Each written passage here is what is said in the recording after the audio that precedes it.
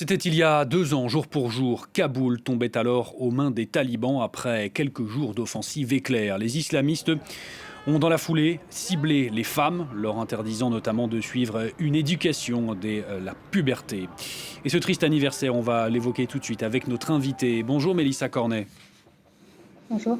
Vous êtes chercheuse indépendante, également chargée de plaidoyer pour l'ONG CARE. Merci à vous d'être avec nous sur France 24 ce midi.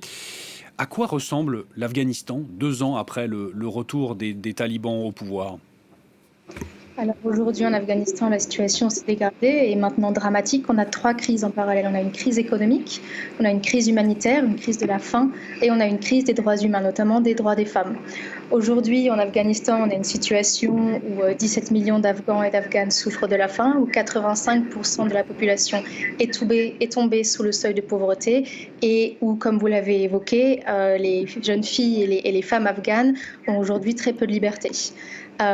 Être une fille en Afghanistan aujourd'hui, ça veut dire ne pas pouvoir aller à l'école au-delà de la 6e, ne pas pouvoir aller à l'université, ne pas pouvoir travailler dans le secteur public pour les ONG ou pour l'ONU, ne pas pouvoir, par exemple, non plus se déplacer à plus de 70 km de chez elles sans être accompagnée d'un chaperon masculin, généralement leur mari ou leur père.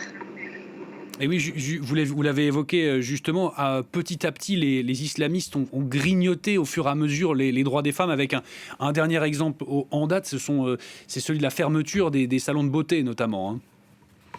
Voilà. Et toutes ces crises sont liées dans le sens où, par exemple, les centres de beauté qui ferment, c'est non seulement une attaque contre les droits des femmes à travailler, mais ça a aussi un impact sur leur économie, sur le fait que 60 000 personnes qui vivaient de ces centres de beauté n'auront maintenant plus accès à un salaire, à un revenu.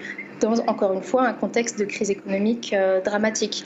On a aussi vu, par exemple, récemment l'interdiction pour les femmes de travailler dans le secteur humanitaire, qui a aussi des conséquences dramatiques sur la crise de la faim aujourd'hui en Afghanistan. Ce que cela veut dire, c'est comme l'Afghanistan reste un pays très conservateur, sans travailleuses humanitaires, on a énormément de difficultés à réussir à délivrer de l'aide humanitaire aux femmes et aux filles afghanes. Ça reste un pays où il n'est pas approprié pour un homme humanitaire d'aller, par exemple, enregistrer une femme ou une fille afghane ou lui délivrer de l'aide. Donc voilà, toutes ces crises sont liées et nous mène à une situation dramatique aujourd'hui où non seulement les décisions des autorités de facto ont des conséquences sur ces crises, mais où l'on a un problème en plus qui est le manque de financement. Aujourd'hui, on est au mois d'août et l'on a moins de 25% de la somme que l'ONU a estimé que nous avions besoin, les organisations humanitaires, pour pouvoir répondre à la crise humanitaire. Donc aujourd'hui, non seulement nous avons toutes ces crises, mais nous avons aussi des projets qui sont en pause ou qui s'arrêtent, non pas en raison des politiques des autorités de facto talibanes, mais en raison tout simplement du manque de financement. Situation très, très, très difficile, critique même en Afghanistan avec ces crises qui s'accumulent, vous l'avez dit. Et paradoxalement, c'est en marge évidemment, mais c'est à noter tout de même, il y a des succès timides également du régime des talibans. On peut penser à la lutte contre le pavot notamment, ou encore la taxe aux frontières qui d'une certaine manière semble fonctionner, ou encore la sécurité, mais on imagine que ce sont des succès mineurs naturellement. On peut continuer à avoir un peu d'espoir dans le sens où il y a des opportunités de reconstruire, notamment quand on pense à l'économie. L'économie avant août 2021 était sous perfusion de l'aide internationale. 80% du budget de l'État venait alors des donations internationales.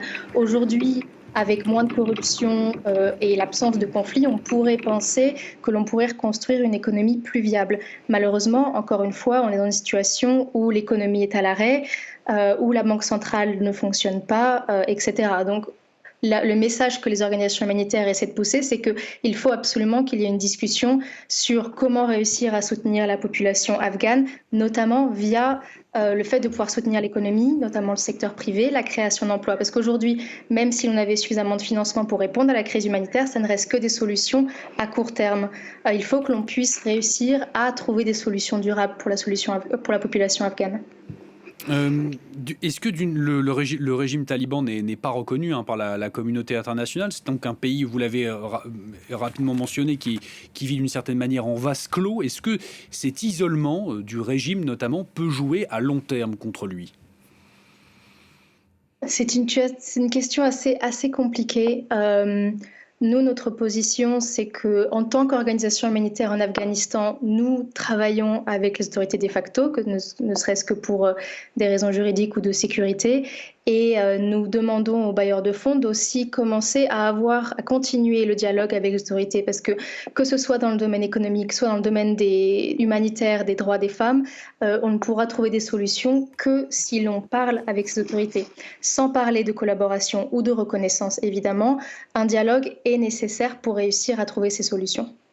Un dernier mot avec vous, Mélissa Cornet. Est-ce qu'on évoquait la terrible situation des femmes dans le pays? Est-ce qu'il y a malgré tout quelques motifs d'espoir pour améliorer leurs conditions à ces femmes afghanes?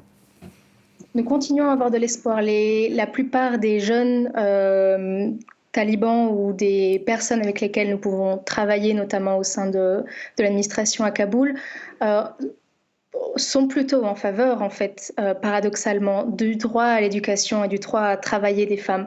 Malheureusement, le mouvement taliban est un mouvement très centralisé autour de la personne de l'émir à Kandahar, et l'on sait que ces débats, en tout cas, ont lieu au sein du mouvement sur le fait de pouvoir ouvrir les écoles, sur le fait de pouvoir permettre aux femmes de reprendre le travail. Donc voilà, nous gardons de l'espoir sur le fait que ces débats puissent aboutir et avoir, pour la première fois en 2 ans, nous l'espérons, de bonnes nouvelles.